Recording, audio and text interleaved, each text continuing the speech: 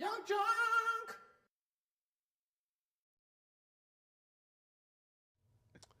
Welcome to the Micheaux Mission. 2 men, 1 podcast, every black film ever made. My name is Vincent Williams, and I'm joined as always by my partner. Hey, holla at your boy. This is Len, a.k.a. the Bat Tribble. And here we are. Here we are. This is May, and here on the Micheaux Mission, that means that is more aptly titled, Mother May I Have Another One of Those Bad Black Movies. A month where we devote our time and yours to exploring movies that maybe are misunderstood, maybe are a little lackluster, but probably are just bad. And tonight we will start the month with Lynn's choice, 2005's The Man. The Man. Starring Samuel L. Jackson and Eugene Levy, and directed by, I guess it has a director, Les Mayfield. But before we get to who is the man and who isn't the man, and man, how did we get here? How you doing, Lynn? I am doing great, Vincent. How about yourself? I'm well as well. Shout out to each and every one of you out there who are watching us as we stream live to YouTube from Young Junk, Philadelphia's premier video podcast palace. We are streaming to YouTube and to every one of our missionaries out there in the chat. Hello, missionaries. Good evening, one and all. Vincent, I don't know, real quick, this is May. It is. Which means we are going to be devoted to bad black movies. Yes, we are in the heart of darkness. Yes. Into the abyss. Into the abyss we go. Mm-hmm. Which also means that these are probably reviews that we're not 100% like, we're not looking forward to these reviews, because who wants to, speak badly of black art? Sure. Right? Sure. So this is why on these episodes, we tend to have the front half of the show a little front loaded with stuff. Right, sure, absolutely. So let the front loading begin. begin. Vincent, are you a fan of the Met Gala?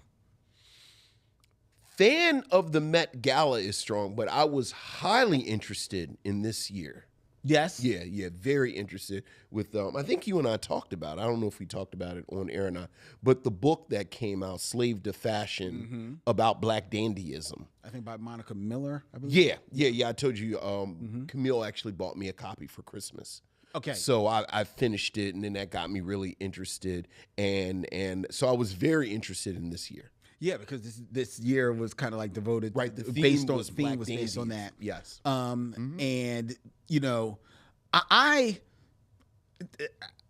don't know whether or not I can say I'm a fan of the Met Gala. I just see the pictures every year, and I'm just like, oh wow, it's fantastic outfits, people looking their best. Sure. But again, like you, with it being dedicated to black dandyism, this definitely caught more of my interest. Sure. Right? Sure. And it was something to behold. I don't know, have you seen any of the I've seen a fair number of the pictures, yeah. Yeah? So my question, it got me thinking though, I don't think you would consider yourself a dandy. No, I can't really afford it. Okay. But say, price was no object. Price is no object. Would you be a dandy? Like, see yourself being a little bit more dandyish? I mean, maybe. Really? Maybe, I think I have, I do think my default is like I like attention to detail, but I do feel kind of utilitarian. Like I'm a default t-shirt, jeans, sneakers. Yes. Like I like my t-shirts, I like my sneakers, but it is going to be a t-shirt and sneakers. Right. So I like to dress up periodically. But you see people, by periodically, do you mean quarterly? Or just for an event, like I'm like I love a black tie event. Like I love to go to a black tie thing, but like I couldn't do it every week, I don't think. Okay. And you know, I like to wear a suit if it's suit appropriate, but I don't know if I could be at a job where I wore a suit every day. Yeah. Well, I know I could. Yeah. And I appreciate it. Like I appreciate like people who really commit to it. Like I follow a couple of accounts on Instagram, and you know, it's a whole world where people. But I feel like it's just a lot every day. It is a lot. Like every day. Yeah. Yeah. But people commit to it. Absolutely, and I love it. You know, love that for them. I mean, look. God bless them. Everybody got their something. And yourself, would you consider yourself a dandy, or would you? Oh no, I'm not a dandy. Would you aspire to be a dandy if money? I aspire was no to object. I aspire to be a dandy. Okay, I do. I think that, you know, again, like that's something that I couldn't do every day. Right. But I think it maybe because, you know, I do have artistic leanings. Okay. I could see myself doing it more often than not. Like Okay. on a weekend, you know, going out and, Sure. you know, Sure. being whatever, if it called for it. So I aspired to it. Okay. But this got me thinking, because as I was looking at all of the outfits, you know, all of the pictures and all the photos, and I actually spent a lot longer than I thought I would watching the red carpet live on YouTube. Okay. Oh, you were in. I was in. You was in. Okay. I was there, man. Straight with Tiana Taylor was hosting. Sure, And she was sure. looking fantastic. She looked great. Yeah. So, but it got me looking at least a few different looks and wondering, I wonder if Vincent would wear these outfits. Why are you thinking about me while you watching? Because I was thinking about me too. Right. Okay. All right. So then I thought about us. All right. Okay. So which outfit are we talking about? We're going to bring them up. It's just 4. Okay. All right. Here we go. We're going to bring them up. Okay. So you Dylan, really leaning on this mother, may I? You said, go ahead. What we got? Dylan, we're going to go with our first look, and the audience will be able to see I it have an AV presentation as well. Go ahead. This first look, I believe, is Jeff Goldblum, Right. who basically is black tying it, Right. in more or less a tux, but he's got like, and I believe that's like a velour, like top coat, Sure. with the white fur on top and Yeah. and white lining. Sure. You know, I like that look. Like, well, first of all, I'm a fan of Jeff Goldblum. Of course. And I think Everyone loves Jeff Goldblum. And I think Jeff Goldblum, where I have seen him have to be, you know, dressed, Yeah. you know, and on point. I have found him very on point. You know, it helps that he's got the stature Sure. for it as well. Sure. Is that a look that you I can't even believe. I actually don't like the cut of that tuxedo. well, how? I feel like it could be more tailored. Well, I mean, Like I don't like the fit. He's not okay.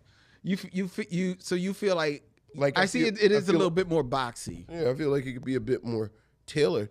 And then I have to say, that's something I would almost wear to just a regular black tie event. The coat as well. Yeah, like I feel like the Met Gala, it should be a little bit more pomp and, dare I say, circumstance. Okay, fair enough. Yeah. Then that takes. And there might be some details once you get up on it. Like I know, like Lewis Hamilton's outfit, a lot of it was the detail once that's you true. got up on it. That's I true. cannot believe you got me talking about this. Go ahead. Who's next? But you're there. Oh, yeah. You're there though. We're going to go to our second look, and this is Shabuzi, who I believe your daughter is a fan of. Yeah. Now, who has on a look for the audio is pretty much all black with the hat, Sure. long extended tails, and the shirt or blouse as it Sure, were is sure. basically beads. Yeah.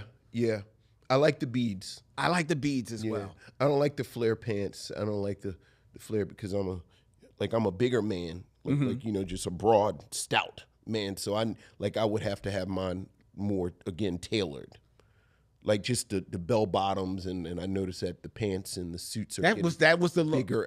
Well, I think that's what we're moving towards, and I don't like the hat.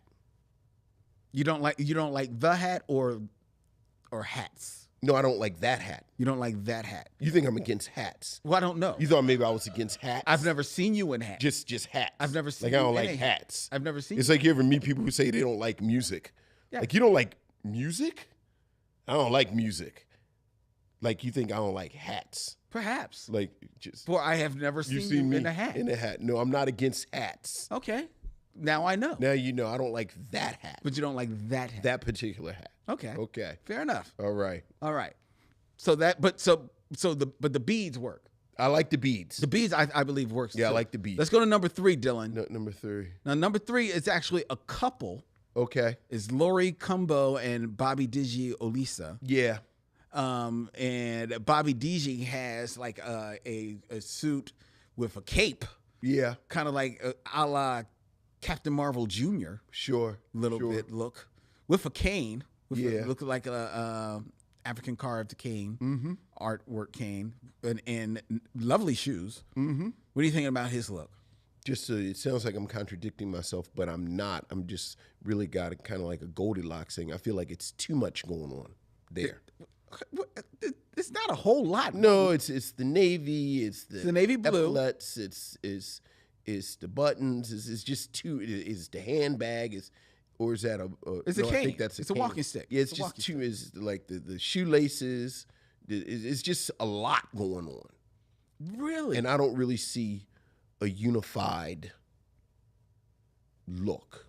It just seems like it's a lot of things going on at once. To me, this is not my deal. Like, I'm sure there's somebody who follows fashion that could say, oh, well, this is about the theme. And in 1912, the boulets in Harlem, this is what they wore, and this is an allusion to that look. And so I'm just saying, to my naked eye, someone who is not, this is not, you asked me would I wear it? That was the question, and I would not. And now I'm telling you why. And part of my why, understandably, might be based in my ignorance of what exactly it is he's doing. Okay. So, you gotta be, because I'll have somebody you will telling me they will find you. Ignorant, and if you knew anything about it, it's like, hey man, I didn't have no time to prep. Like if I'd had some time to prepare, I'd have researched. Like Lynn is just springing this on me, but we have Dylan to cut some little short, and now Questlove is mad at me. Like, dog, I'm just sitting here shooting the shit. I wasn't trying to, like, if I'd have known, I'd have prepared. I have one last look. All right. This is Brian Tyree Henry. Yeah. This is a look I absolutely love. Yeah. The lovely suit. What color would you call that? Like a cranberry? I would say a cranberry. With the full robe, the black leather gloves. It looks like the tie actually even may be black leather as well. Yeah. Well shaved and groomed, and just simple white shirt. I actually think this is elegant, dandy, classy, sexy. I would wear that in a heartbeat. I would wear that. That is a good looking outfit. That is a good. I agree. Yeah, that is, as my mom would say, he looks sharp. Okay, sharp dressed man. Sharp dressed man. All right. Well, there's our Met Gala. Yes. Met Gala talk here on the Micheaux Mission. There you go. All right. Next up.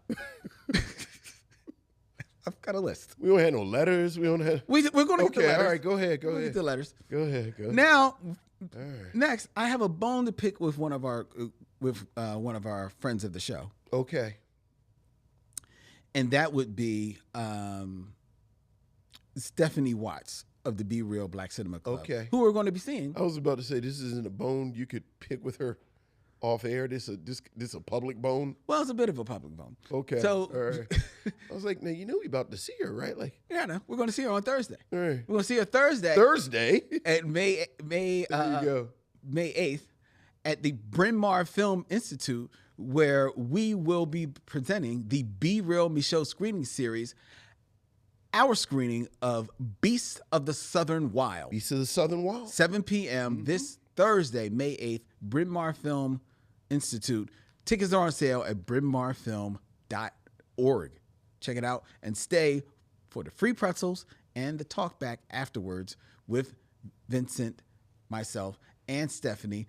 And you can choose the movie that we will be screening at the next series coming up in August. Excellent. So what is your public bone? She recommended that I go see this documentary. Okay. That she had saw, and she said was a good documentary. It's called Secret Mall Apartment. Have you heard of this documentary? I have not. It's a documentary about, there's this mall in Providence, Rhode Island. Okay. I think it's called the Providence Mall. Sure. That back in the year 2000, Okay. these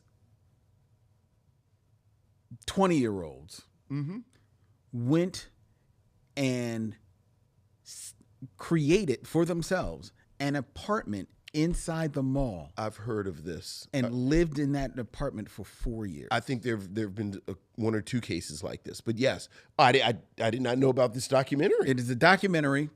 This documentary talks about how they saw this mall when it was being built, and through some weird machinations, were able to figure like there's this dead space within the construction of the mall that if they went and followed a certain pathway and climbed up a slither in a wall, they could make it to this basic dead space. Okay. And in this dead space, they created an apartment. Okay. And why I say apartment, I don't mean like they were squatting there. No. They had a whole situation. They moved up furniture, a break front, a couch. Okay. They found ways, and You said a break front. okay. Well, You're like an 80-year-old black woman. okay. All right. Go ahead. All right. I'm sorry. You got like some hard candy in your pocket that you can give me. I did just have a mint, but You said a break front. that's what my mom called it. I know that's what your mom called it. You know why? Because your grandmom told her to call it that. And you weren't allowed to play near it. Well, no. Oh, I know. I know how this works. Had them dishes in it that no one ever used. Nobody ever used No, it. never. That and the silver. Yeah, oh yeah, right. The silver. That no one ever used. Except when you took it out to clean it twice a year. Is that not the weirdest thing? I know. I'm sorry. But when you said the word, I like words and language, and I don't know the last time I've heard someone use the word break front. So I thought that was worth actually acknowledging. The crazy thing is that right now, I can't even think, what is it that you're supposed to call it? Because in my mind, it's always been a break front. Right. It's like what is it? It's like part of the dining room set. Yeah. Yeah, but like that's It's separate. called something. Right, like the china closet, maybe. See, that's old too. Yeah. I think break front became China closet. Do white people use the word break front? Is that a black word? It has to be. My mom was black. I think we might need more data. White missionaries. We're wondering, have you ever heard the term break front? Talk to your elders about it. And so they have an apartment. They've moved in all of this furniture, including a break front. Yes. Also, they realize that, you know what this apartment is missing? And they're like, what? We need a wall right here. So they bring up cinder blocks. And make a wall. Create a wall. Now, this is how guess the race of these people that do this. So they have to bring these cinder blocks into the mall so they can build a wall. Yeah. They can only bring them through this one door, which sets off the alarm every time they do it. Oh. But they just go and set off the alarm. And no one ever... The police come to them one time when they're taking the cinder blocks up. hey, what's going on? What's happening here? Y'all taking cinder blocks, off hours, Right. into the into the mall. The practice story that they tell the police officer, yes, we understand, sir. We got these cinder blocks to take them home and had them in the truck, but the truck, it broke the back of the truck. So a friend of ours is picking us up, but can't come up here because the mall is closed. So we have to take the cinder blocks down the steps one by one to put him in his car. And the police says, Okay, carry on. okay, carry on. We're in Rhode Island. Yes. It's like non-Cape Verdean guys over there that we need to go in. Okay, all right. Exactly. I'm trying to get to your beef, though, because it sounds like it's a good documentary. Oh, it's horrible. The documentary's horrible? Oh, it's so boring. It is, oh my God. It sounds fascinating to me, Lynn. I only saw that part because I woke up. Where'd you watch this? In Center City. Oh, it's actually in the... It's in the theaters. I'm sorry. So my beef is that I paid to see this. Oh, no, Lynn, you may have sold it to me. You know what? I'm going to go see it and come report back to the class. Yeah. Okay. Go ahead. All right. Go Okay, ahead. Stephanie, so we'll see. Yeah. All right. All right. All right. It's so boring. All right. All right. Next. Next.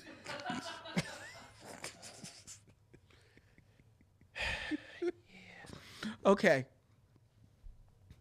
Next, you know what? I'll save the rest. It is 7:20. Okay, I will Yeah, save the okay. rest. I see your face. I'm just... I see your face. That's my fault because I got caught up on the break front. See? So I got... See? We were going to go to Black Mirror, but no, you wanted to stay on the break front. You know what? Black Mirror ain't going nowhere. Okay. All right. But I finished Black Mirror. Good for you. I did finish. What's your favorite episode? Do you have a favorite episode? Of the most recent season? Soup to nuts. Whole thing. What's your favorite episode? I said that was going to be my question for you. Oh, All right. I can answer that easy. What's your favorite episode? The entire history of you from the second season. The entire history of you. The entire history of you. That's the one with the grain, where the dude thinks his wife is cheating on him, and the technology. Oh, yes. Everyone records. Yes. Everything. Yeah, that's one of my favorite. That's one of my favorite science fiction stories of all time. Yeah, because that's when he was able to suss out the I don't want to say it. That's also why because I used to watch Doctor Who, and I forget the actress's name, but the actress that plays his wife was that first female Doctor Who. Oh, she was. And I hated her so much in the entire history of you that it made me not watch Doctor Who. You're right. She's younger, but yeah. Like every time I would see her in a commercial with Doctor Who, I would mutter under my breath and say, "This effer right here." True story. True story. Like I was a very casual Doctor Who fan, but like I liked the new Doctor Who, and I was watching. Then they announced her, and I said, "Is that the entire?" And then it was. I said, "Yeah, I can't do no with her." That is. Oh yeah, that is a good one. That is a very good one. Yep. I think I have hard to choose between two. Okay. And one is I don't want to say the name wrong. The one with Google and Bathara, San. Oh yeah, San Junipero. San Junipero. Like you like that one?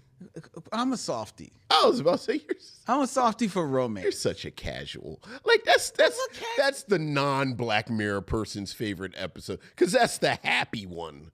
You like the happy one. Well, Black Mirror is bleak. It's pitch black. There are no happy endings. Oh, well, that's not true. what's the other episode with a happy ending? I think it's a pretty. At the end of the day, it's a good ending. And again, Dylan had to help me with the title. The one with Anthony Mackie and Yaya. That is a happy ending. Striking Vipers? Striking Vipers. You think Striking Vipers has a happy ending? It's a happy ending. It absolutely is a happy ending. You don't think that's a happy ending?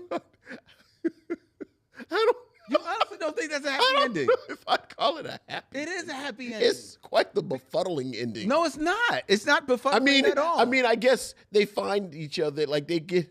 the ending is that they still meet up in the game. They still meet up, but it's once a year. Yes. It's once a year on Dude's anniversary. But no. It's once a year on Dude's anniversary. They meet up in the game, and he gives his wife, get out of jail free card for one night. But they still very much in love. It is a happy ending. It's 100% a happy ending. Every now and then. It's not every once a year. Every now and then, it's been a running joke with my boys for years since it's come. I will send the still of Yahya Abdul-Mateen saying, I fucked a polar bear to try and forget about you. Like just randomly in the middle of the group chat, I'll drop that picture.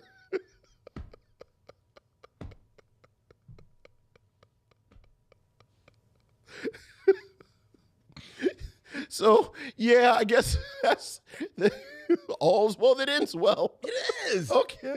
That was a happy ending. Okay, all right. Okay, and I do love that episode, but that's not my other one. Okay. That's not my other one. It's close, but it's not my other one. My other one, and okay, it definitely appeals to the softy in me as well. It's from the most recent season, and it's the one with it's Eulogy with Paul Giamatti. Oh, that one's beautiful. That is a beautiful episode. That's beautiful, but I don't think that's a happy end. I mean, it's just really melancholy. It's melancholy. It's beautiful. It's a beautiful episode. Yeah. So those. It's a beautiful. You want to know my hot take? What? You want to know my hot take? Here's my Black Mirror hot take. The first two seasons, I think there are only 3 episodes in each in the first 2 seasons. So my hot take, I think this past season is the strongest season of Black Mirror. Full season. Like you got to take them in totality. Mm-hmm. I think this is the strongest season. You might be right because I just finished binging all of them. Mm-hmm. So you may be right. Like I think the Issa Rae episode was the weakest, but I thought there's a lot of good stuff in it. I thought there were clever moments in it. There is. But I think it is a really strong 6-episode season. Yeah. It's funny that the Issa Rae episode, Hotel Reverie, there's a lot of good stuff in it. I saw what he was trying to do, but I think it was just maybe one too many ideas. Yeah, but it still is beautiful. I mean, it pains me to say it. I just don't think Issa Rae is a strong enough actress for them to have put that on her shoulders. Yeah, 'cause she's a little one note. Yeah, she's a little one note in it, and you needed a little bit more layers. Yeah. In there. I agree. Yeah, but even having said that, like you said, it's the ideas are interesting enough, and it does that Black Mirror thing with technology where it's not the day after tomorrow, it's like this afternoon. Yeah, where you can very much see the film industry headed this way. Mm-hmm. Absolutely. Like in 10 years, we're months. Yeah. So yeah. Right. Oh, cool. All right. So. Can we cross off Black Mirror? We ended up talking about Black Mirror. All right. Could have been talking about that when you talking about the Met Gala and what our weird is. Go ahead. I thought that segment was well. Yes. It's the break front we could have done without.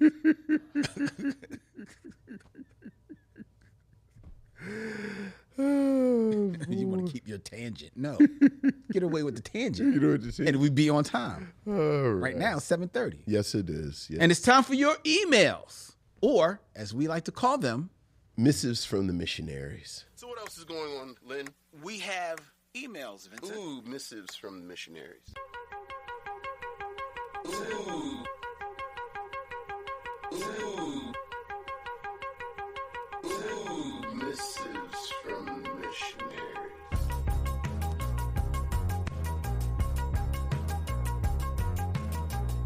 Missives from the Missionaries. Vincent, we have an email from Ron Covington. Hey, what's up, Ron? Greetings, Len and Vince. Last week you were talking about film franchises. You mentioned the Bond franchise with Sean Connery. I wanted to gently correct you as to the order and years of release of those films. Right. You're not even going to correct us. You're actually going to tell us. Yes. Because, I don't know the order. Because Ron is that guy. Yeah, oh yeah. Dr. No from 1962 was first followed by From Russia with Love from 1963, then Goldfinger, 1964. I think I transposed those two. Thunderball is 65. You Only Live Twice is 67. Diamonds Are Forever in 71. And then Never Say Never Again in 83, which is the one where Connery comes back. Well, it doesn't really. Well, yeah, he does a Bond while Roger Moore is still doing Bond. Right. George Lazenby did On Her Majesty's Secret Service in 1969, which was before Diamonds Are Forever. Never Say Never was a remake of Thunderball, but we talked about that. On another note, I love See You Yesterday, and it reminded me in terms of the lead female character of the angry black girl and her monster. Did you guys review that film? We have not. We have not. But that's on my list of... See You and Angry Black Girl would make for an interesting double feature. What films do you appreciate where the lead is a young black female who uses her cunning and wit to navigate danger rather than brute force? As always, keep passing the mic, Ron Covington. I'm sure there's not too many films that where the woman is the female lead, black woman is the female lead. Well, girls. I mean, you got to do Girl with All the Gifts. Yes, and I guess she does use her cunning ultimately. I mean, appropriately enough, I think Beasts of the Southern Wilds is a good one. Yeah. I would, instead of brute force, so she uses a black female lead using her wit. I'm sure there's tons more. I'm just drawing a blank right now on it. But good question. Well, we will answer that when we review Angry Girl and Her Monster. But thank you for the email, Ron Covington. Thank you, Ron. We got an email from George Kimona. What's up, George? Greetings, gents and missionaries. Going to keep this as short as possible, rounding out the top 5 quotable black movies.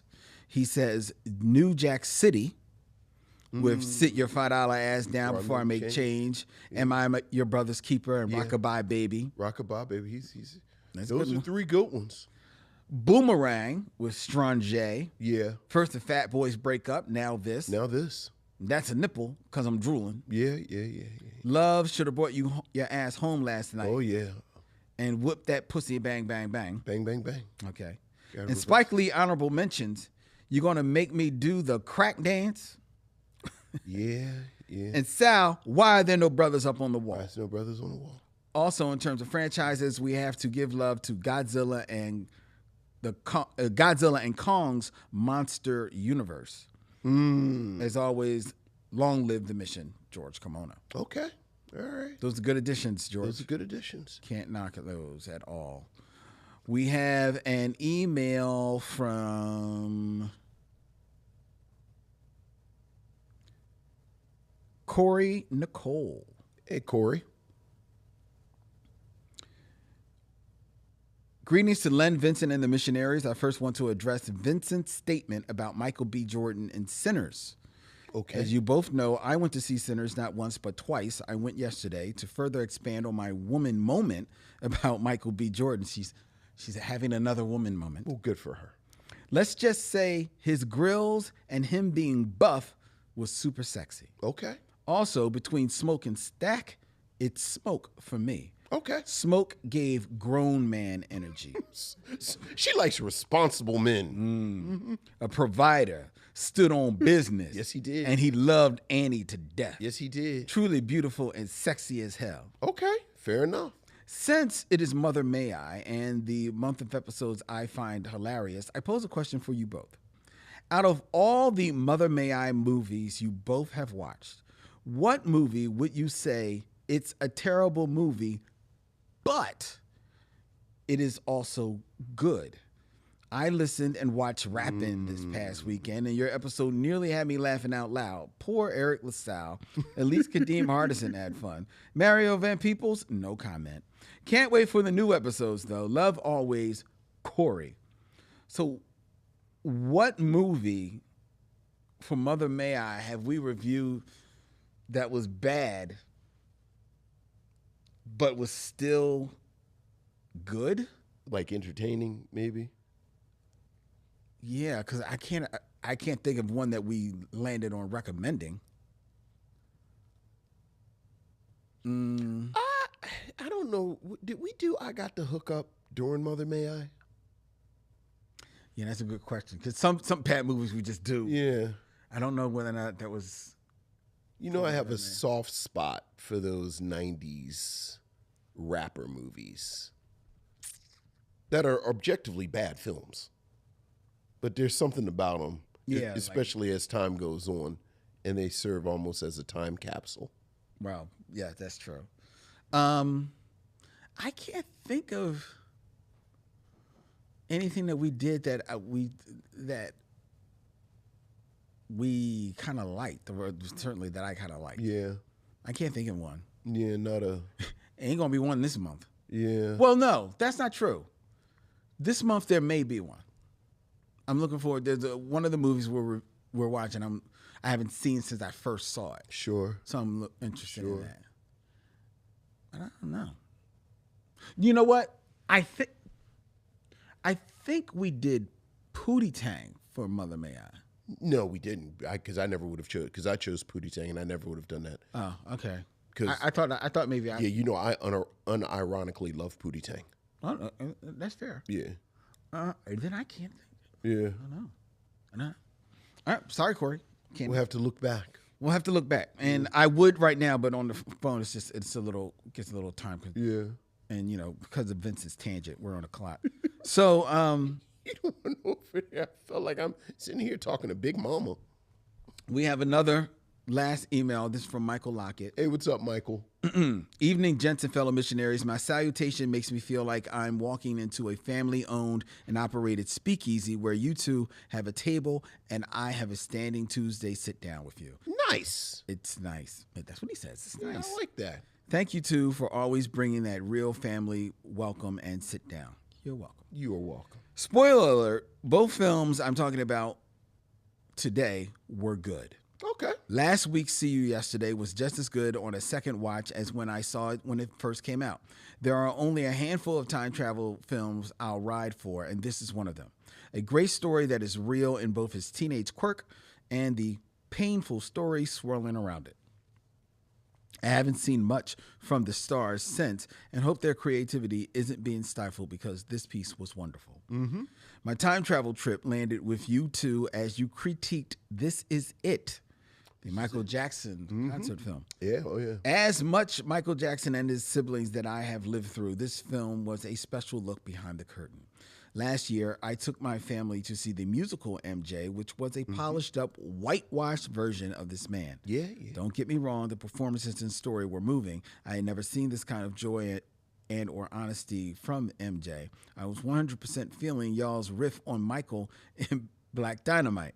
The code was indeed cracked. MJ was a cold mother. I heard from two different sources that Michael Jackson beat Tupac's ass over and over one of Quincy Jones' daughters. Shamon. That is the urban legend. That's yes. That is the urban legend. I believe it's a legend. I mean, with the disclaimer, we're just talking like if you look at the actual data, like you look at the two players involved. Okay. Look, we all love Tupac. Mm-hmm. And, no disrespect to Tupac, but this is what I know for a fact about Michael Jackson. Michael Jackson was from Gary, Indiana, and had 5 older brothers. Okay, true. I'm just But the legend is that Michael Jackson beat his ass. beat his ass. Yes. Not that Michael Jackson got somebody to beat Tupac's ass. That's what the legend is. That it was Michael Jackson himself. Do you believe the legend?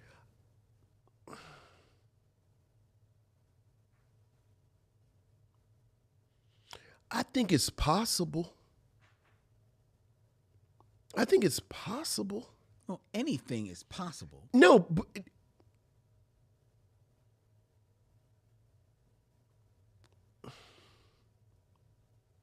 if it didn't happen, it's just because the pieces didn't. I think the pieces are there. I think it would not surprise me in the least if Michael Jackson had hands.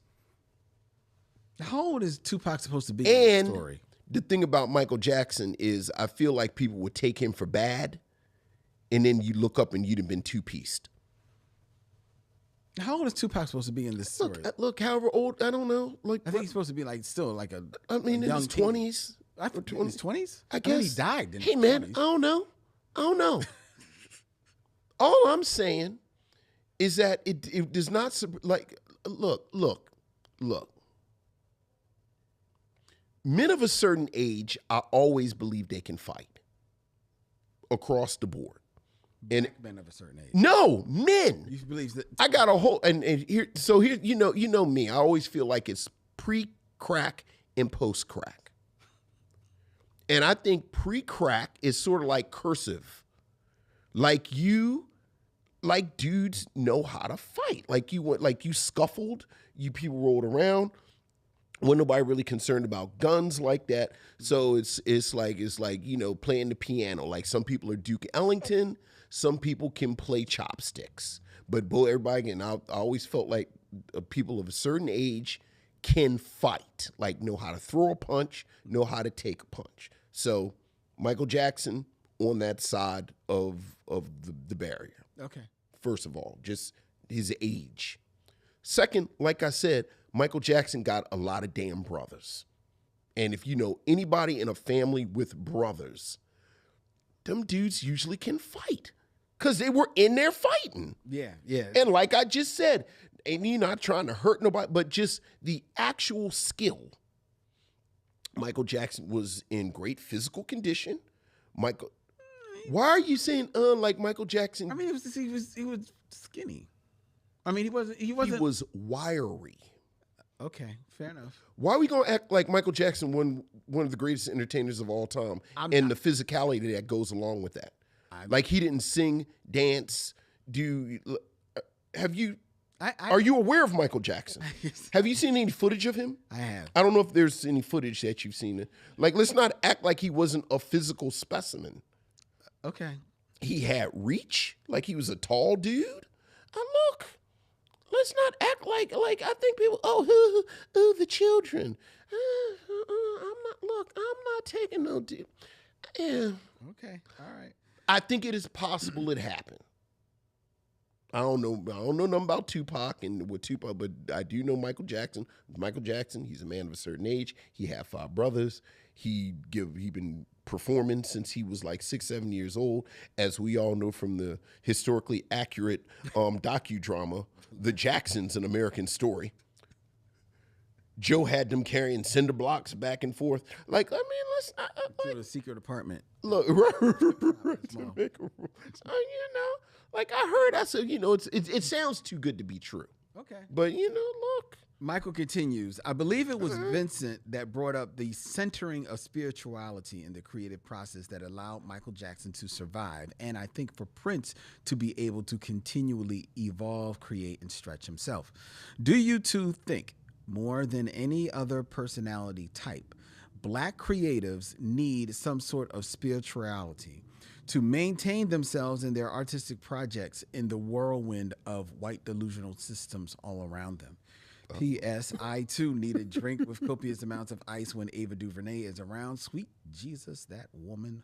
All the best, Michael Lockett.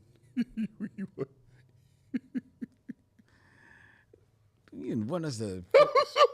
What kind of question is that, Michael? I don't think it hurts.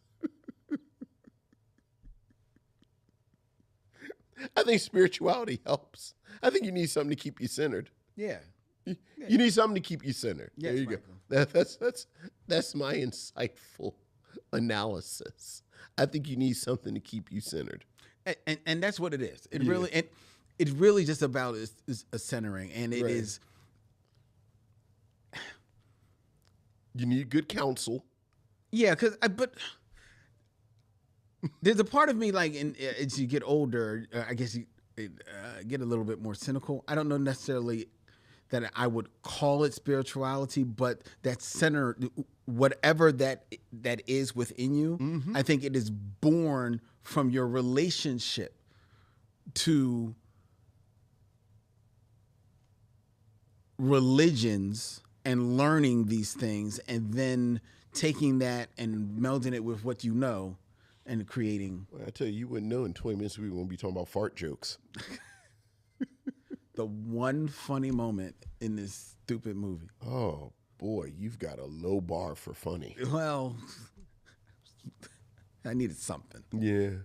All right. Well, Thank that you, is Michael. Thank you, Michael. Thank you for that email. If you have any emails that you want to send, now's the time in May to send all of your emails. Just bring them all on. Send them to micheauxmission@gmail.com. Say everything. Matter of fact, why don't you just forward all of your emails to micheauxmission@gmail.com Right. for the month of Like if you want to renew your subscription to Reader's Digest, just send it to us. Send this to us. Talk about it. We'll read about it on air. Right. Please. All right. All right.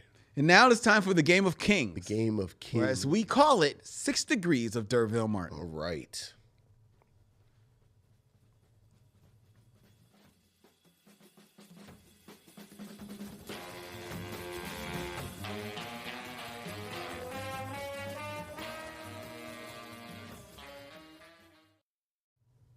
Six Degrees of D'Urville Martin, where I give Vincent 2 actors and he has 6 movies or less to connect them back to D'Urville Martin, that man who has starred in not any of our Mother May I Have a Bad Black movies.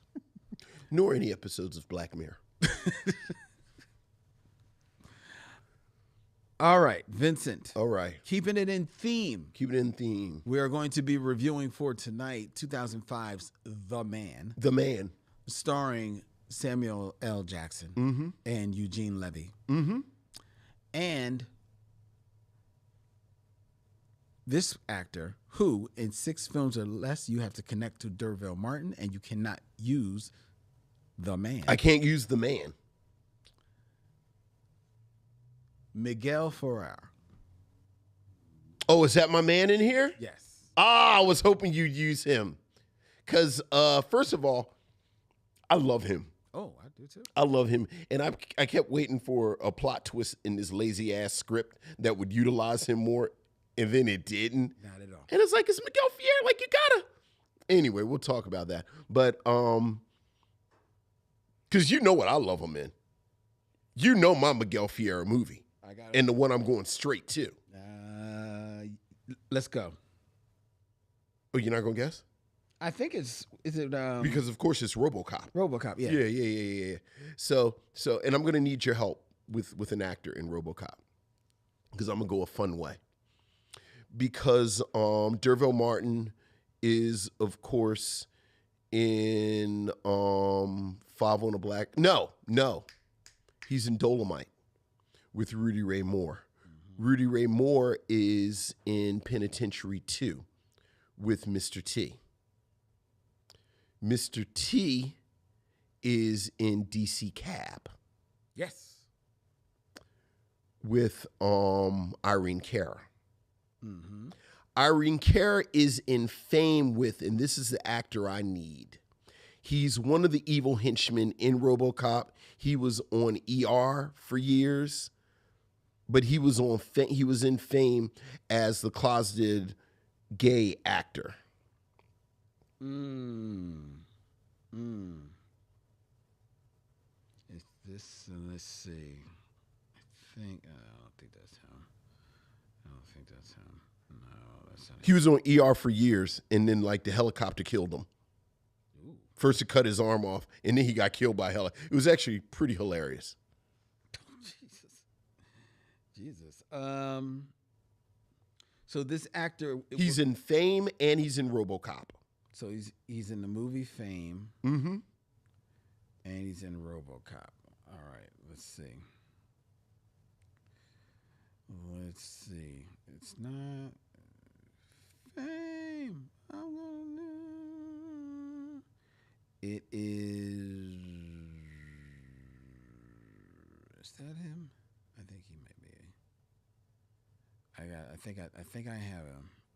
I think I have him. You want to tell me his name? Is it Jim Moody? That doesn't sound right. Jim Moody's the other dude. Okay. It's not Jim Moody. Because I'm looking at the. Nobody in the cast of Fame looks like they don't Let me see. Let me see Cast of Fame. Hand me the phone. cross reference with.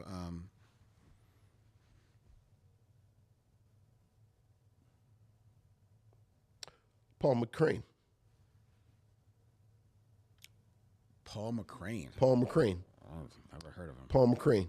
Paul McCrane. Lisa just said it. Lisa Alexander just said it too. So Irene Cara is in Fame with Paul McCrane, and then Paul McCrane is in RoboCop with Miguel Ferrer. Oh yeah. Oh, he's always a bad guy. Yeah. Wow. From Philly. Is he from Philly? From Philly. Very nice. I always like Paul McCrane. Yeah. Okay. All right. Very good. That's, Yeah. Oh yeah. that's- Oh yeah. That's a deep cut for you. Hey, how often do I get to talk about DC Cab? Not often. Not enough often. for you. Not often at all. All right. All right. Well done. I was hoping you said Adam. I was hoping you would say Adam Baldwin last week with Predator 2 because he was also in DC Cab. I was all ready to use DC Cab. Go ahead. You've already broke the record with how long it took you to fit in. I know. Flash Gordon. I know. Who's next? All right. In 6 films or less, connect Derville Martin to 2. Ann Archer.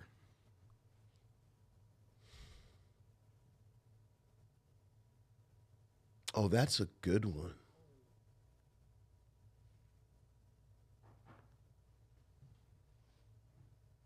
Because Ann Archer,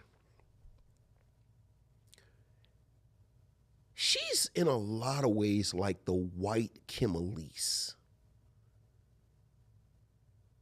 Okay. She's always somebody's wife. Like, has Ann Archer starred in a movie? Is there an Ann Archer she's above movie? the title? Right, like it's an Ann Archer movie. I don't think so. Like she's always like, she's not the wife in Independence Day, right? You know what? That may be her. Let me look. But that's like she's always playing that role. Yeah, she definitely is. Like it's an actor, and then he needs a wife who also has a certain measure of gravitas. I'm not seeing Independence Day. Hasn't she played like Harrison Ford's wife in? Yeah, she has played Harrison. Okay. What's the one where he's get off my plane? What is that with? Get off my plane. Well, that would be Air Force One. Is she in Air Force One with him? No. Is he the president in Clear and Present Danger? Yes. Okay, is she in that? Yes. Okay, yeah, I knew she was, like, I knew it was somewhere it's like, I'm Harrison Ford and it's like this is an actory role, but it's still Harrison Ford, so I might punch somebody in the mouth. All right, well, we'll do that real quick, because,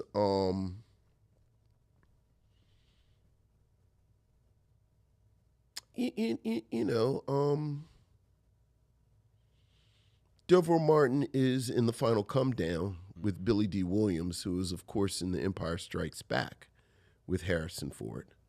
And then Harrison Ford is in Clear and Present Danger. which is a film that I know I saw.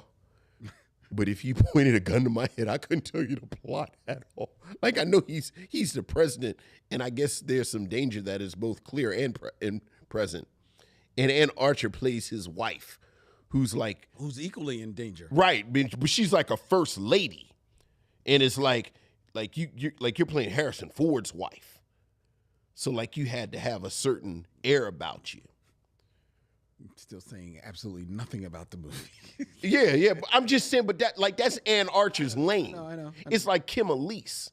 Like, only a certain actress could be Denzel Washington's wife. Like, you his wife. You're not just his love interest. Like, he married you, and now I'm 50-year-old Denzel Washington, and I'm very serious about things. Like, I come home and I undo my tie, and I sit at the kitchen table, and like she comes and rubs him on the shoulders and say, honey, how are things with the whatever the situation is in the movie? And then Denzel Washington gives a little mini monologue. And then like she gives him a cup of coffee, and then she sits down and has a cup of coffee too. Because you're Denzel Washington, but I'm also Kim Elise. And I can sit at this table with you. That's who Ann Archer is. She's the white Kim Elise. Am I lying now? Did I not perfectly describe who she is? Do you want to do the 6 degrees now? I mean, he's in clear and present danger with Ann Archer. I just did it. But you got to get him back to D'Urville Martin. I started with D'Urville Martin. D'Urville Martin is in the final come down with Billy D. Williams. Billy D. Williams, you know I said this. I said this exact same thing like 5 minutes ago. You did. Yeah, I did. Are you not listening to me?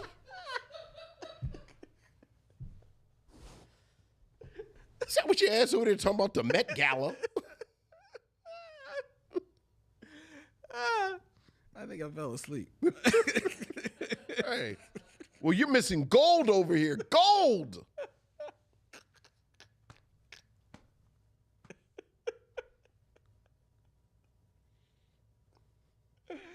Okay, well. All right. Oh, look we're in the studio. Yeah. It's the 6 degrees of D'Urville Martin. Mm-hmm. Well done, Vincent. There you go. Okay, well, I guess Here we are. nothing else on the list.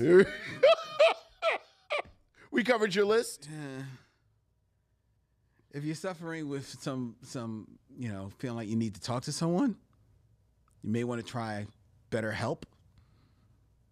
Go to betterhelp.com/mm. Receive 10% off your first month. There's someone to talk to. BetterHelp.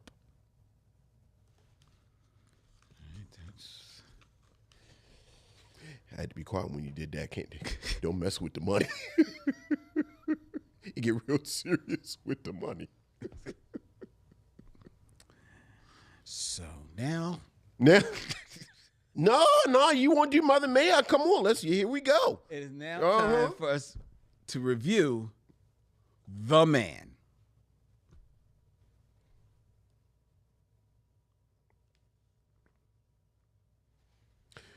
The Man, a 2005 buddy cop comedy starring Samuel Jackson, Eugene Levy, and Miguel Ferreira, is about gun runners who have killed undercover cop Derek Van's partner.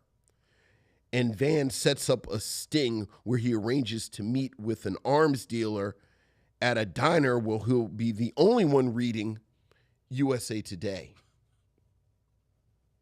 But through a case of mistaken identity, dentists, or not even dentist, because it says he's a dentist. He's not even a dentist. He's a dental equipment salesman. Andy Fiddler is reading the same paper, and the dealer mistakes him for Van. When Van realizes this, he drags the baffled Andy into the operation, forcing him to pose as the fake buyer. The Man, a 2005 film written by Jim Pittock, Margaret Oberman, and Stephen Carpenter, directed by Les Mayfield. As we begin 2025's Mother May I Have Another One of Those Bad Black Movies, this was the choice of Lynn Webb. Lynn, what do you have to tell us about The Man?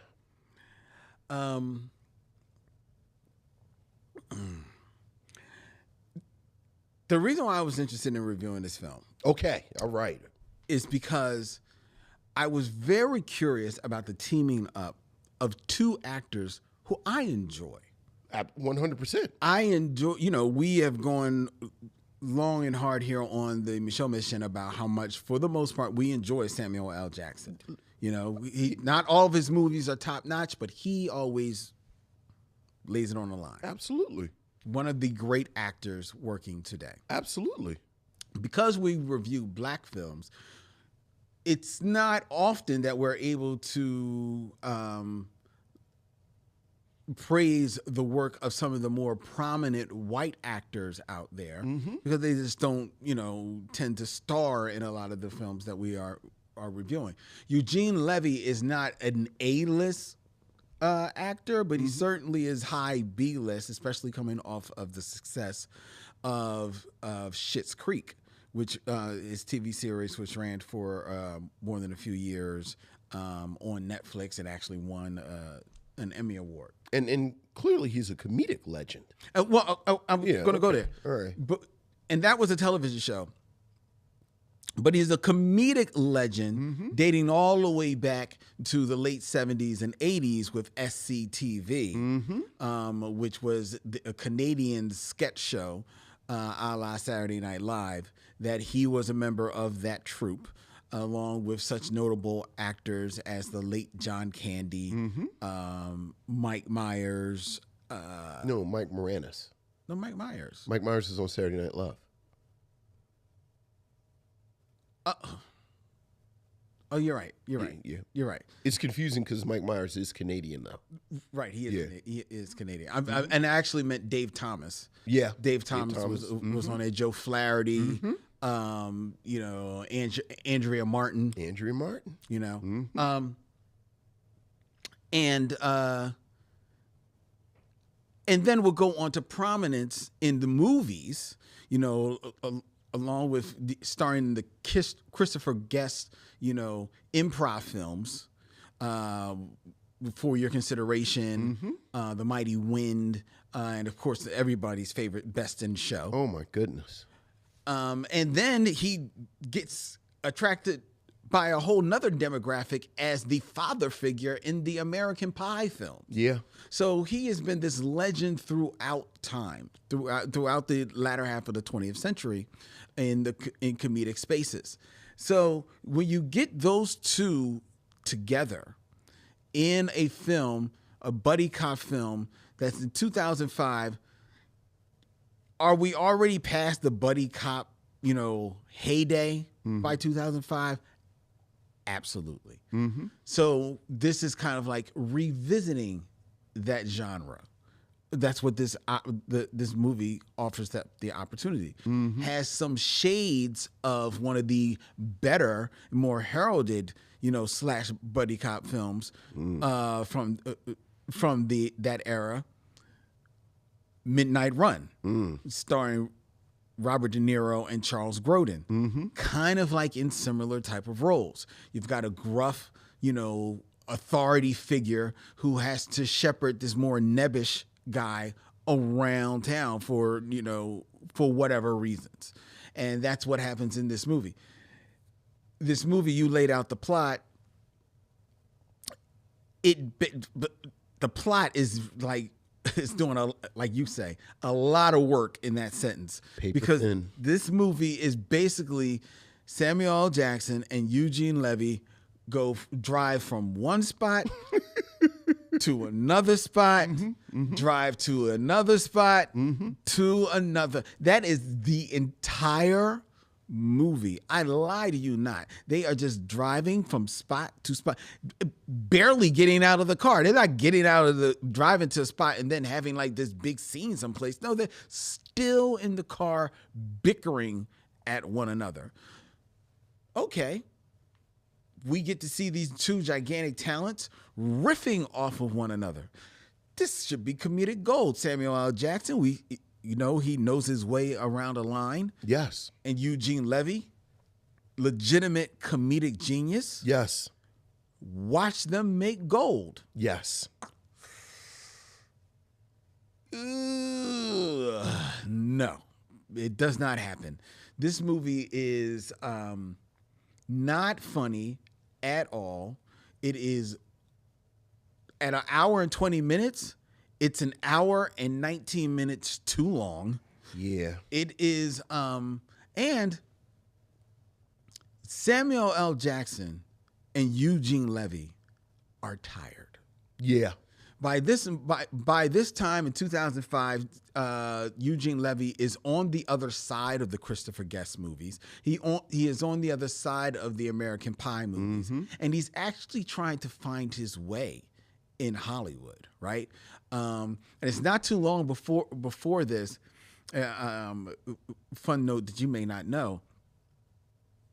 Were you a fan of the TV series The West Wing?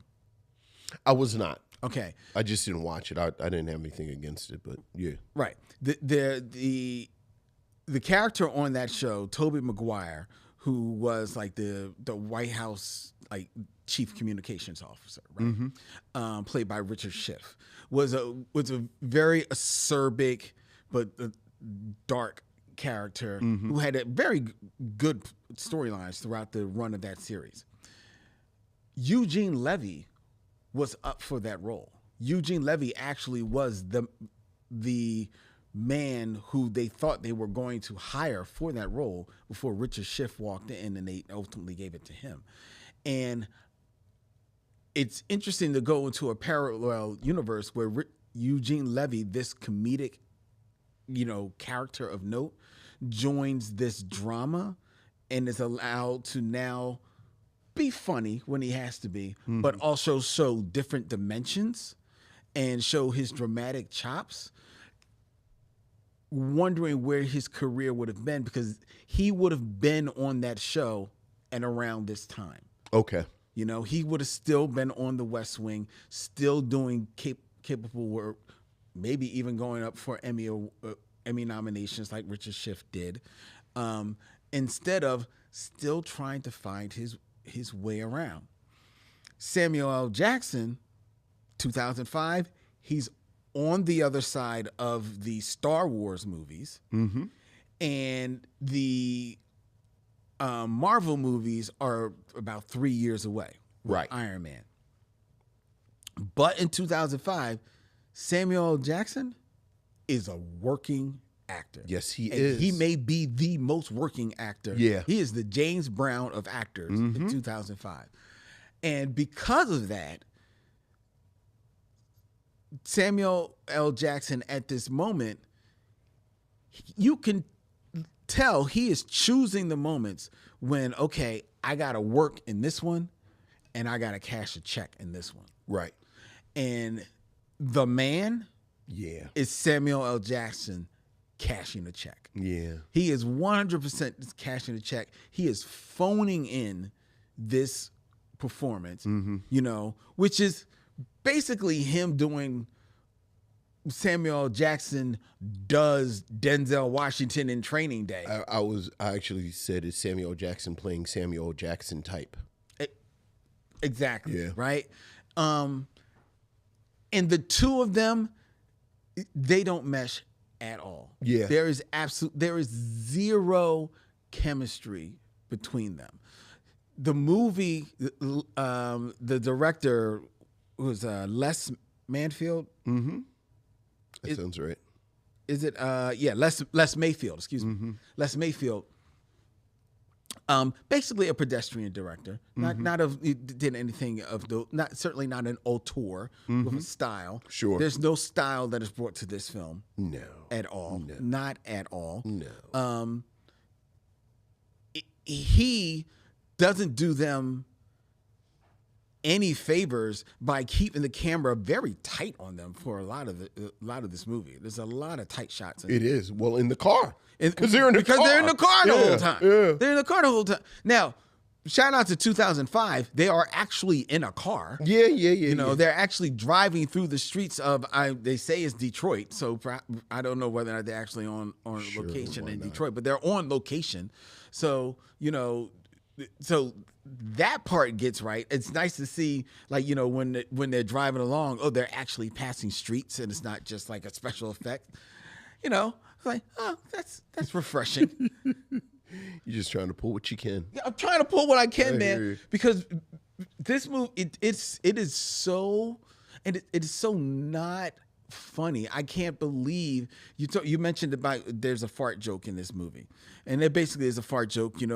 Eugene Levy's character doesn't do well when he eats beef, and he lets off in the car, and Samuel Jackson's got to get out of the car. It's like, oh my God, it smells so bad. Yeah. The sound effects of him farting made me laugh. Oh, you're one of those guys. That sound effects, not just any fart sound effects. These specific fart sound effects. You're a fart sound connoisseur. Well, yes, I like a nice wet fart. Like the wet. These were like the sound of a wet fart. It was a wet fart. You could feel the flapping of the cotton. Yeah, and that made you laugh. It made me laugh. Okay, it made me laugh. Fair enough. Perhaps either that, or I was just dumbfounded.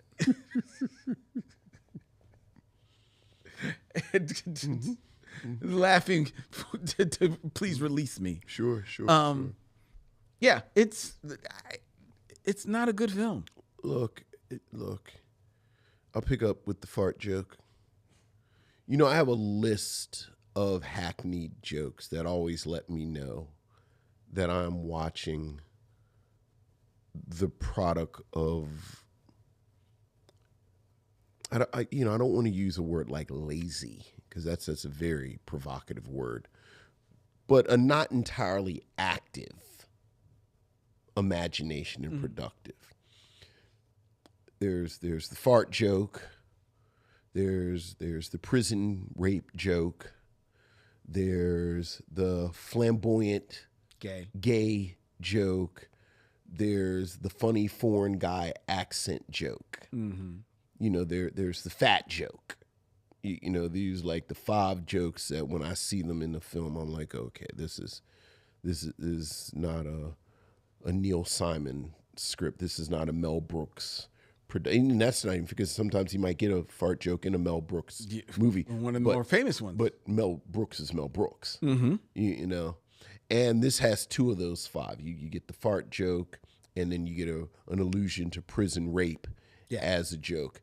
And, I think you hit the nail on the head where it's just lethargic. Like everything, like I don't know what is going on at the moment in both of these men's careers, but neither Samuel L. Jackson nor Eugene Levy seem like they're invested in this at all. And I was sort of morbidly fascinated at how you made these people unfunny, because I think this is a combination that you would not have had to work that hard to make work. Like Eugene Levy, you talked about the gold standard, which is, of course, Midnight Run. Mm-hmm. As much as we talk about Charles Grodin, who is the comedian in this, of course, it's a funny film, so we all go to Charles Grodin. I think the not-so-secret weapon, as we found out from Meet the Parents and other things since then, is that Robert De Niro, even though he's Robert De Niro, is funny. He is. He has good timing. Mm-hmm. He has a sense of humor. I think Samuel Jackson is funny. I think you think about Samuel Jackson in something like Jackie Brown. You think about Samuel Jackson in The Great White Hype. You think about Samuel Jackson, you were talking about in The Letters, in Jungle Fever. Like, he is funny. Like, he can be Samuel Jackson, but use all of the characteristics of his acting and apply it comedically, much like Robert De Niro could do. Yes. The flip side, the great thing about Charles Grodin, and you know I love Charles Grodin, is that as funny as he is, there is this sort of dark streak under there that you get that kind of nice, it's almost like salted caramel. Like you get that great contrast with him. And I think Eugene Levy, as you mentioned, he's in all those great Christopher Guest films. And I think the thing about the Christopher Guest films is much like I just said about Charles Grodin. They're very funny. Yes. But there is this edge right underneath. And SCTV, the reason that you talk about SCTV as the only real counterpart to Saturday Night Live is that SCTV had that as well, and Eugene Levy has that. So I was actually fascinated by how unfunny it was. Like I couldn't believe you can actually put the two of them in this enclosed space, have them bounce off each other, and it not be funny. I know. Like that was almost an art. Like have you ever tried to clap off beat? Like have you tried to clap off beat? Right. And it's very difficult. Like you find yourself, like that's what I felt with this. I almost felt like it should have fallen into rhythm at some point. And it just doesn't. I joked about Michael Fier. There are moments in this script where you assume it's going to be some type of reversal. There's this character, Joey, who reports to this mysterious Kane. Yeah. And the film sets you up, okay, well, at some point we're going to see who Kane is, and you assume because you've seen movies that Kane's going to be someone that we've seen before, and it's going to be some type of plot twist. And then the answer is Joey says, "No, I'm Kane. I'm also Kane." There's this detail where Van's partner was killed by a 45. Yes. And then we come to find out another character is also killed by a 45. So you think, well, who has a 45? Like, what is this for? No, that doesn't go anywhere either. The film is an hour and 20 minutes, and yet somehow has padding. Like at one point, there's like Eugene Levy steals a car. And I actually had in my notes, are we actually padding an hour and 20-minute film with a car? A car? It's not a chase. It's not even a chase. No. It's just him driving fast by himself for no reason, and it goes nowhere. It goes nowhere. And Samuel Jackson actually, he commandeers a car so that he can kind of like follow him. It's all over the place. Several times in the film, Anthony Mackie is there, and he's very young in his career. Yes, so you understand. Anthony Mackie, he actually looks like a kid. Getting his SAG card. But I don't really understand why he's here. Like there's a joke, and I use the word joke very lightly, that Van hits him with the car. Mm-hmm. But then it just sort of, the character Van has a daughter that maybe that's, like there are all these sort of gestures to plot development that don't go anywhere. Because there is no plot. And I don't,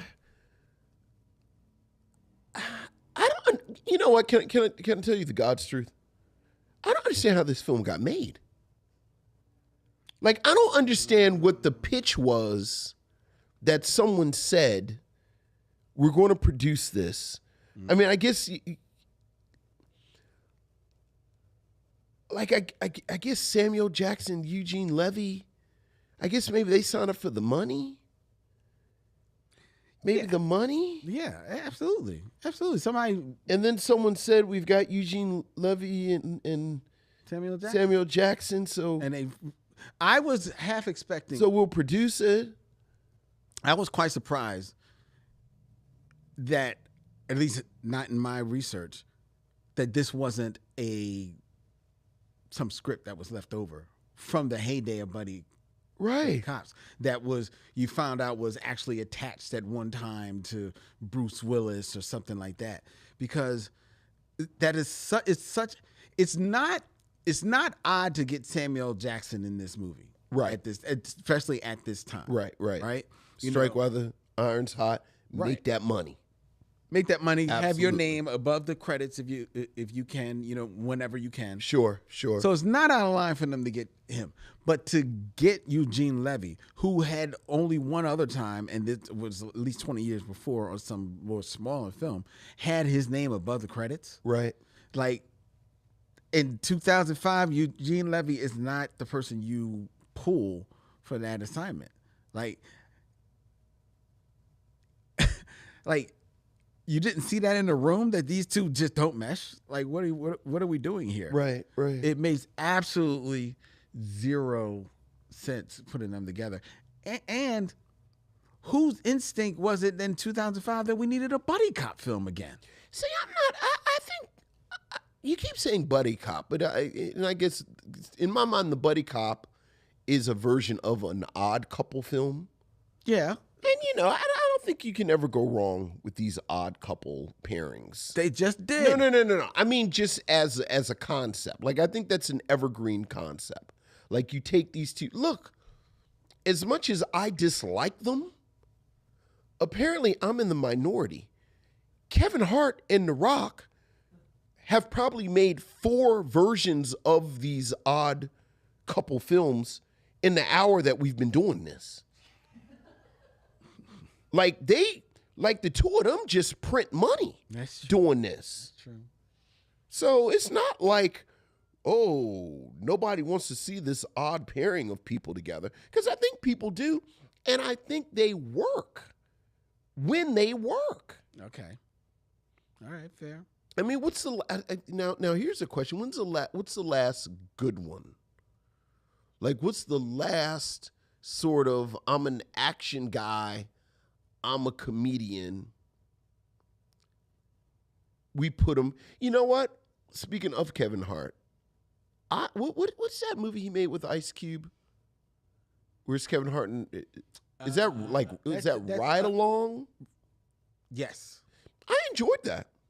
Oh, there you go. For what it is. There you go. The movie that Ice Cube made with Charlie, not Charlie Hunnam. Is that Charlie Day from Always Sunny? From Always Sunny? The was that Fist Fight or where they played the teachers? Yeah. I like that. Okay. I think they can work. They can, but Let's be clear. This doesn't work, but I think as a concept. well, it may be heresy for me to say this.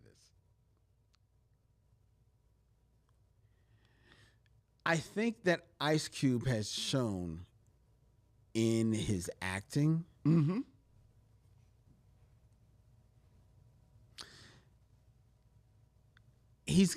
that he can bring it. He can bring some different levels, some different energies. And like tone down the Ice Cube. Like sometimes Ice Cube is on screen and he is the baddest man on the planet. Yes. But there are also times where he is on screen and he legitimately is one of the nicest guys on. Yes. He can play that well. Yeah. Samuel L. Jackson, I don't know if he fully has that range, or at least I haven't seen him fully exercise that range on film. You don't like his character in Jackie Brown? Yeah, but his character in Jackie Brown, he's a villain. Yeah, but okay, so what are you saying? You don't see him? I'm saying that there are moments in this movie. Yeah. No, let's go back to admittedly the gold standard, but let's go back to Midnight Run. Midnight Run. Robert De Niro. Mm-hmm.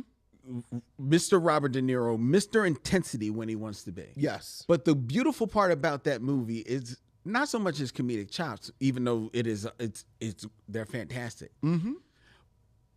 But what also makes that movie work is that you can see him softening up and you can see the friendship growing in him for the Charles Grodin character. Yes. Throughout the movie. Mm-hmm.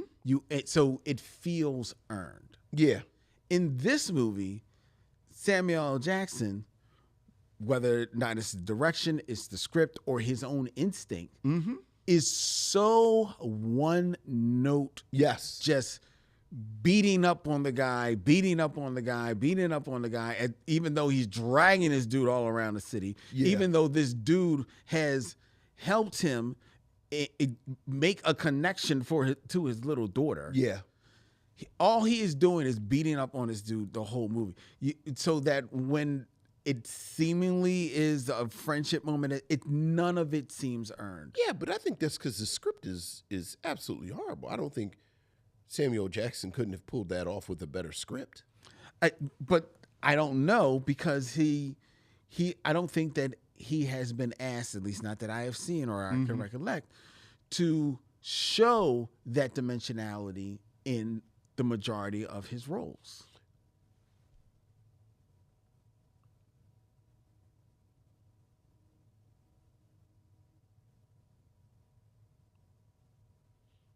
I mean, I hate to pull the obvious one. I think he has really in Pulp Fiction along those lines, where you do get those different tones with Julius. Yeah. Like him in Pulp Fiction. Again, we're talking about different tones within the same film. We're not talking about he plays different characters.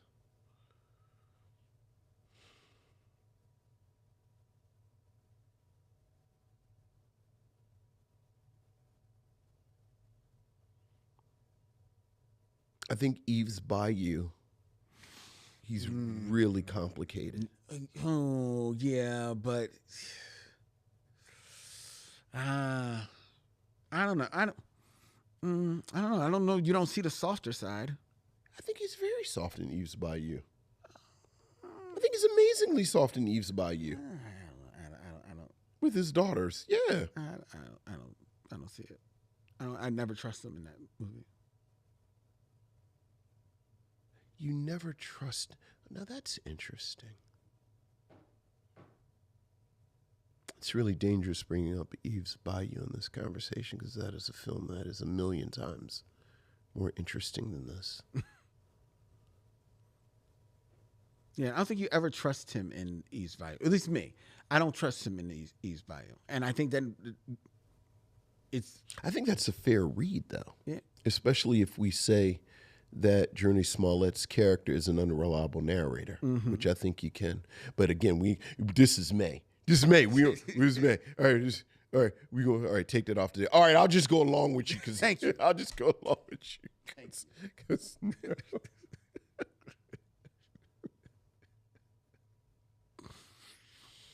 Because it is interesting.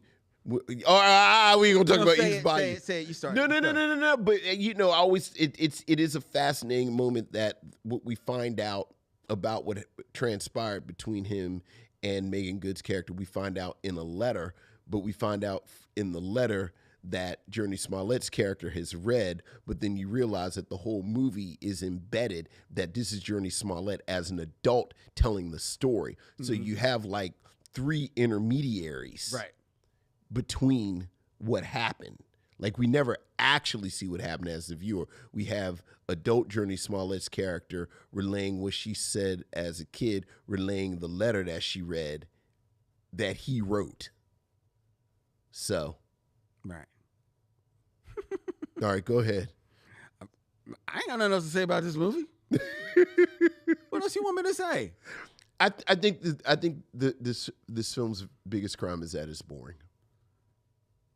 Yeah, It's boring. That's, yeah. We've said it before. Like, I think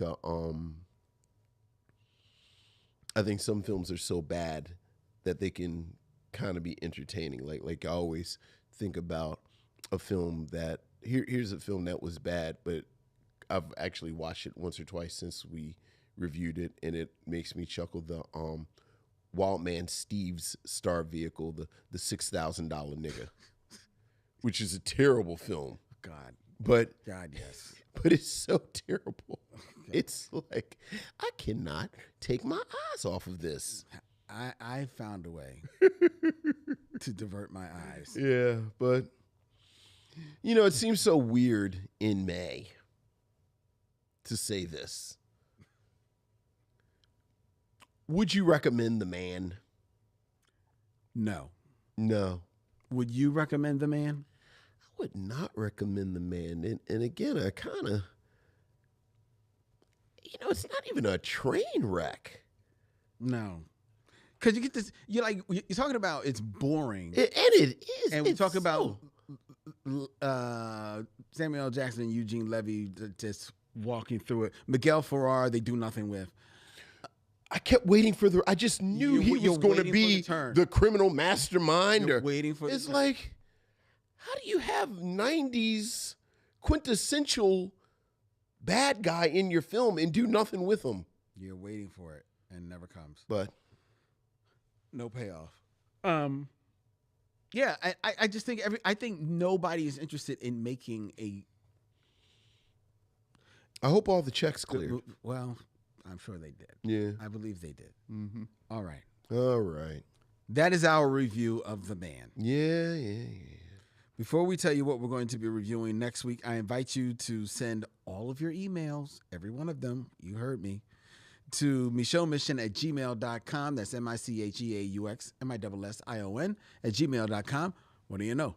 Your emails may make it right here to the show. The Micheaux Mission is also proudly in the social media of your choice, whether or not it be Instagram or Facebook or Threads. We're on Threads at Micheaux Mission. You can also find the Micheaux Mission on YouTube. That's right, youtube.com/Micheaux Mission, where we go live every Tuesday night with our live stream that is available as an audio podcast come Thursday, Friday morning. And you can hit the bell and be notified of when we go live and when we put up all of our great videos and shorts on our YouTube channel. And if you really want to support the show, please tell a friend. Tell a friend about the Micheaux Missions. Tell them that they can leave us a 5-star rating and a review. They can subscribe. They can get the podcast. They can get the video podcast. They can get it all. All right.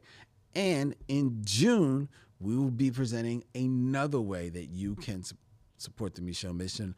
Look out for that big news coming in June.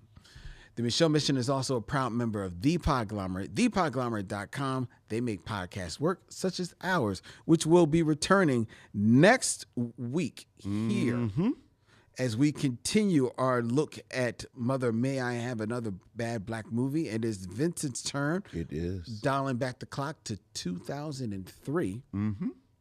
And we are going to be reviewing a film. I don't know if people heard it last week, Vincent. You actually have a running theme with the two films that you selected for this month. Give the missionaries a peek at what your theme for your movies is this week. My theme is Oscar bait. Oscar bait. My theme is Black Oscar bait, and we will talk about sort of the strategy that knowingly or unknowingly, consciously or subconsciously, that black actors have to employ, or seems that they employ, because you don't know people's minds. That's right.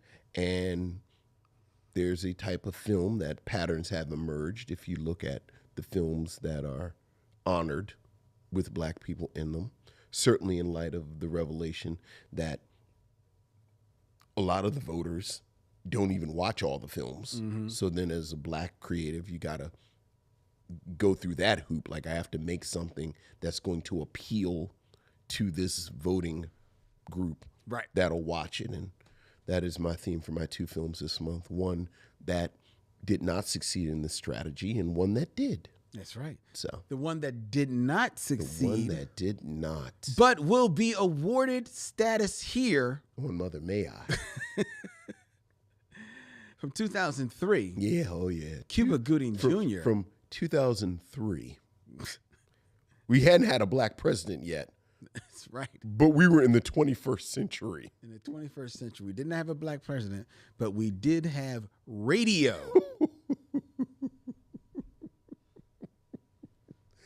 Yeah. The film that inspired Tropic Thunder. Next week, here on the Micheaux Mission. Until then, he's Vincent, I'm Len, and in parting, we say, We'll see you when it's time to meet again.